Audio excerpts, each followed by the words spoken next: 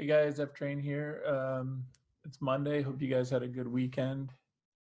Um, Today we'll be talking about some pretty cool stuff, so you might want to pay extra attention to this. We're talking about black holes today, so sort of a logical extension of what we talked about last time, which was neutron stars and pulsars and things like that. Okay, so let's start out with a do now here. Whoops. The do now is, why can't we always see a pulsar? Remember we said that there's, something like 2,000 pulsars that have been detected in our, well, detected, yeah, I guess in our galaxy, but there's probably millions of them. And the question is why? And as we learned about last time, there's this idea of the lighthouse model, and those beams of radiation sort of sweep around, and unless they happen to intersect the Earth, more specifically the telescope or whatever that somebody's looking at, then it would not be visible. Okay. All right.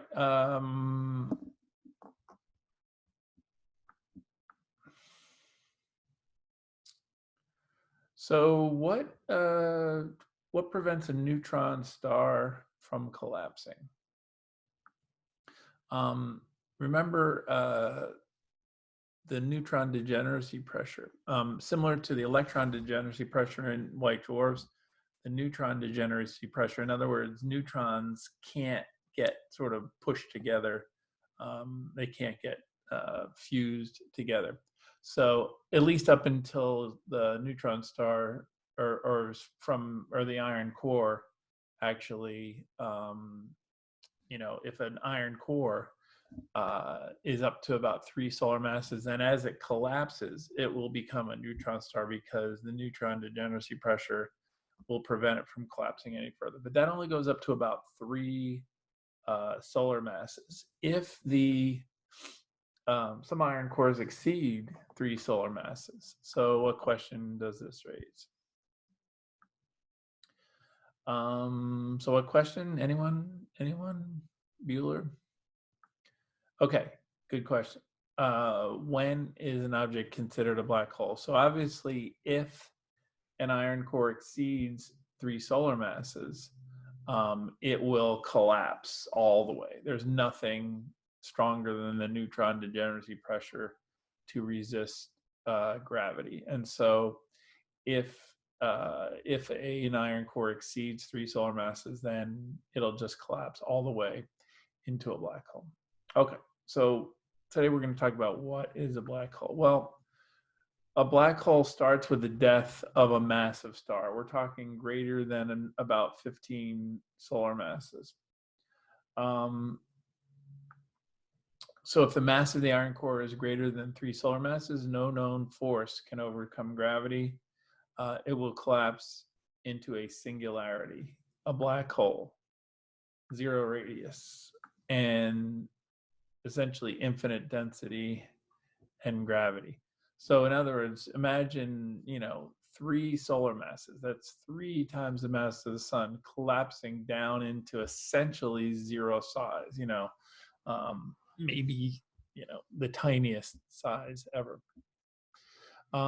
Real singularities may not exist in nature. Some theorists say that the collapse will halt at 10 to the minus 20th times the size of a proton. So, 10 to the 20th times the size of a proton, I don't know. If you ask me, that's pretty much 0.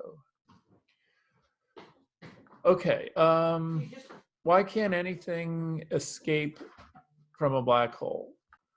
You probably heard it said nothing can escape from a black hole. So why can't anything escape from a black hole? And how dense must an object be to be considered a black hole? Those are some of the questions we are going to talk about today. So we've discussed the idea of escape velocity, and basically escape speed or escape velocity defines a black hole. Essentially, it defines the radius of a black hole. So if an object's escape speed is greater than the speed of light, then the object is considered a black hole. Okay, so let's unpackage this a little bit. What is escape speed? Let's review a little bit. So we have this.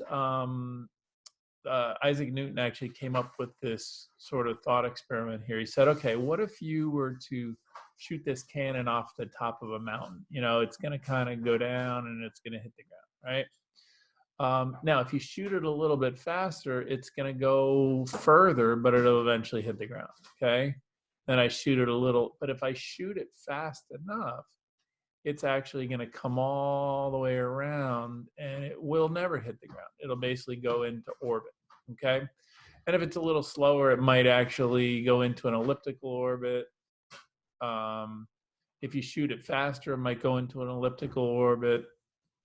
But eventually, you're going to shoot it so fast that it will never come back. Okay. And that speed, that minimum speed at which you would shoot that cannon ball so that it will never come back, that's called the escape speed. Okay. So escape speed is the initial speed an object needs to escape the gravity of a celestial body. Okay. So objects with small masses have small escape speeds. Like if you look at this, let's say asteroid, you know, this asteroid will have gravity, and perhaps it's enough gravity that it, you know, this astronaut can stand on it. But if it's small enough, the astronaut could easily just like jump off it and never come back because the gravity is so relatively small. Okay. Now, going back to our picture here, what is that speed at which an object, a cannonball, would need to be shot? So in order to go into orbit, it would need to be about 7.9, I think, kilometers per second, okay? In order to escape the Earth's gravity, it needs to be 11.2 meters per second, okay? So yeah, so the Earth's escape speed is 11.2 kilometers per second. This equation gives us the escape speed of any object from escaping from an object with mass m, and if that object is a distance r from the center of mass of that object. So if you replace m, big M, with the mass of the Earth, and you replace little r with the radius of the Earth, that tells us that at the surface of the Earth, you would have to throw a ball basically 11.2 kilometers per second. I think it's like 25,000 miles per hour in order to escape the Earth's gravity. So looking at this equation, describe an object that would have a very large escape speed in terms of its mass and its radius. Okay, so you might want to pause for a second there and think about that. Okay, so hopefully you realize that objects with large masses and small radii would have large escape speeds. And one other thing, what would your escape speed be from Earth? How would it change, rather, if you were standing on top of a 1,000 mile high tower? Okay, so if you look back at that equation, basically what you're doing is you're not changing the big M, still the Earth, but you're changing r, you're increasing r. So it obviously decrease the escape speed. If you wanna try to work that out, that's fine, but it's obviously going to be less, and it would be 10 kilometers per second. So not a lot less, but it would definitely be less. Okay. So think of an object, we just said, think about things that have very large escape speeds in terms of mass and radius. That would be things that are very, very massive, but have very, very small radii. And so here's a neutron star. We talked about neutron stars a couple lessons ago. And this neutron star is, 1.5 times the mass of the sun, yet it would fit you know, essentially within the confines of Manhattan, 10-kilometer radius. So if you plug that mass, 1.5 times the mass of the sun, you have to convert that into kilograms, and then you put 10 kilometers in the R, convert that into meters, you would end up with an escape speed of 7/10 the speed of light. So that is a very, very large escape speed, okay? All right, so what is the maximum speed anything could try to escape a gravitational body? So obviously, to escape the, you know, the neutron star, you'd have to, you know, essentially launch something at a speed of 7/10 the speed of light. So what is the maximum speed you could attempt to launch something? Well, obviously the maximum speed is the speed of light. So how could the escape velocity then be greater than the speed of light? Well, obviously nothing can travel faster than the speed of light, but it's possible for an object to be more dense than a neutron star so that the escape speed would actually be greater than the speed of light. And so logically speaking, then, if the maximum speed of anything is the speed of light and the escape speed is greater than the speed of light, then nothing, even including light, could escape that object, okay? And this is what we define as a black hole. A black hole is a region in space around a collapsed star core where the escape velocity is greater than the speed of light. The boundary of this region is called the event horizon.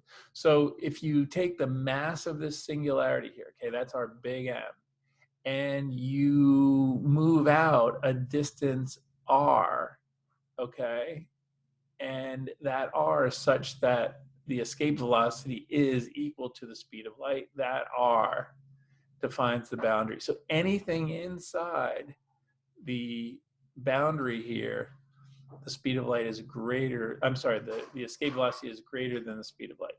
Anything outside that boundary there, the escape velocity is going to be less than the speed of light, okay?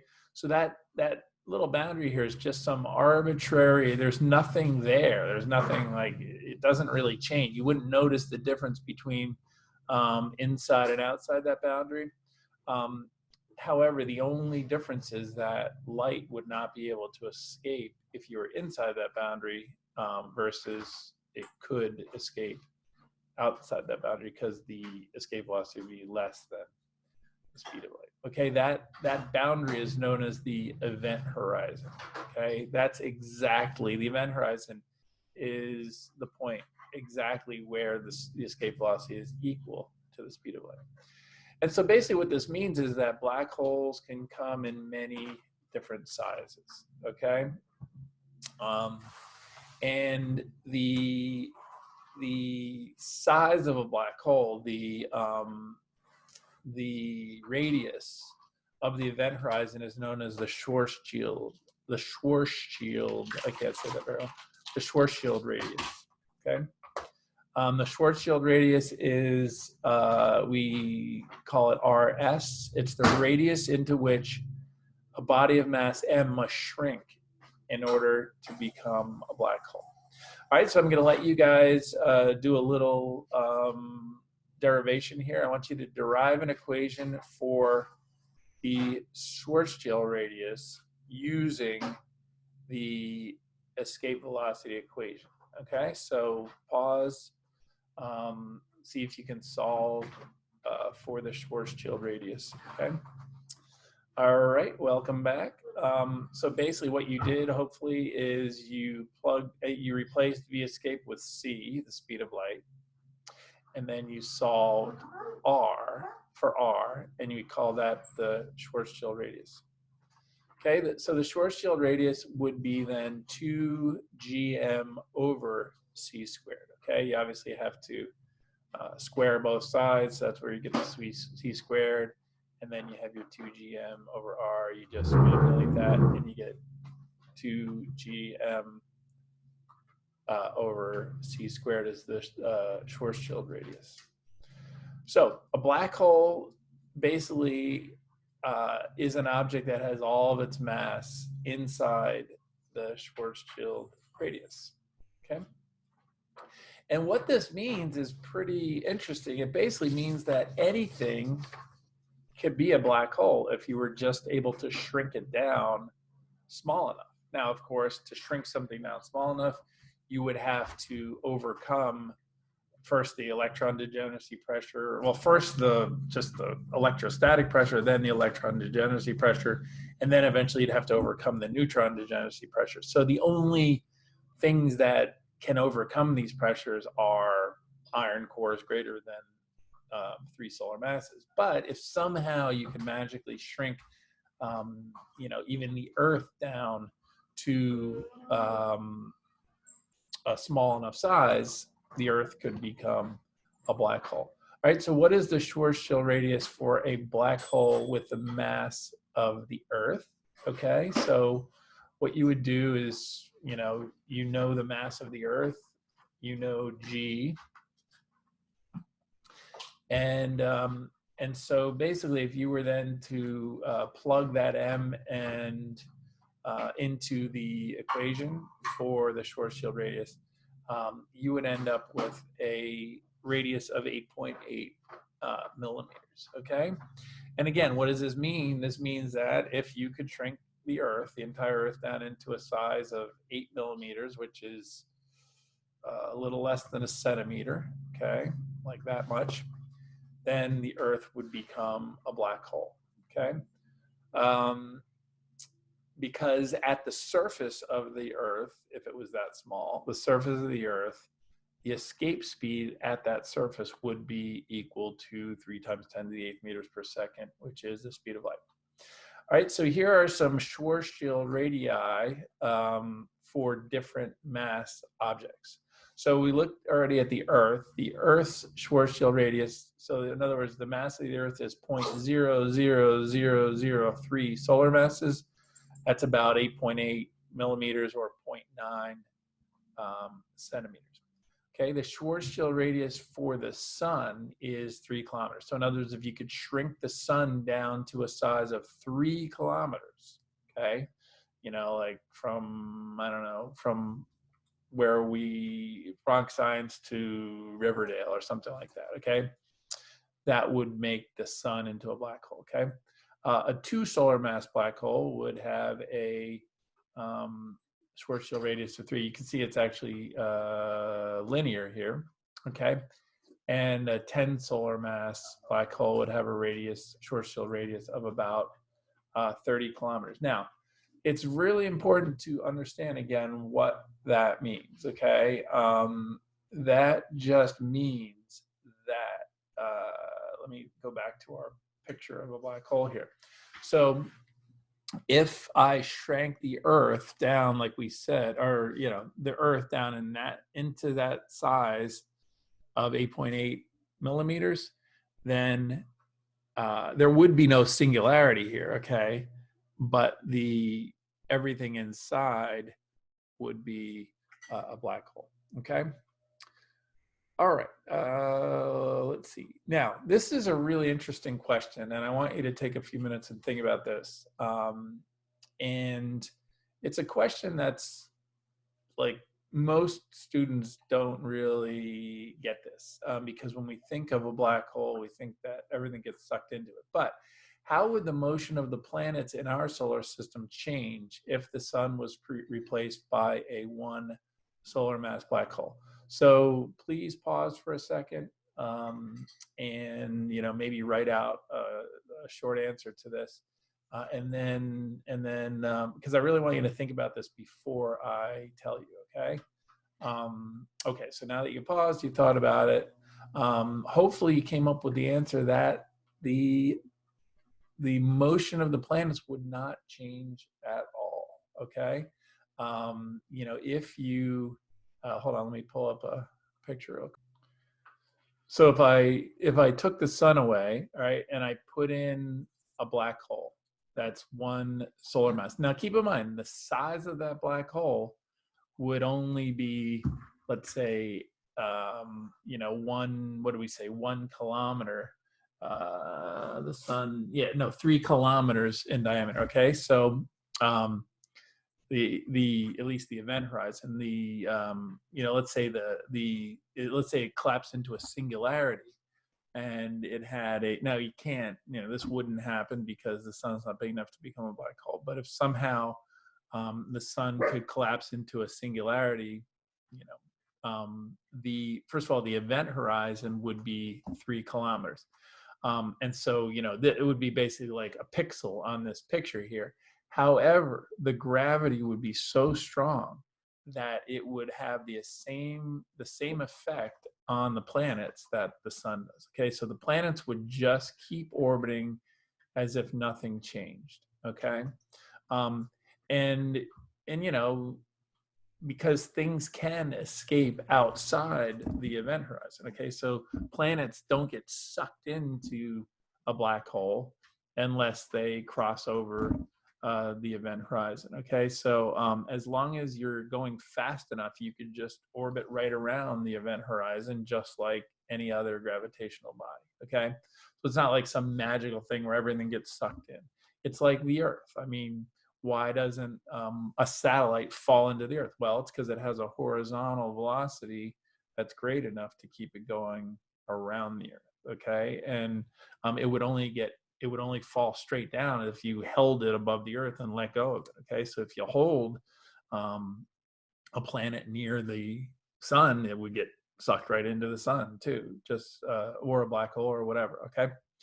Anyway, so hopefully you found that interesting. The next few lessons, we're going to talk about some of the really cool, sort of the out there aspects of physics, like cosmology and things like that. So there's a lot of really cool stuff ahead. So hopefully you have a great day, and I'll talk to you soon.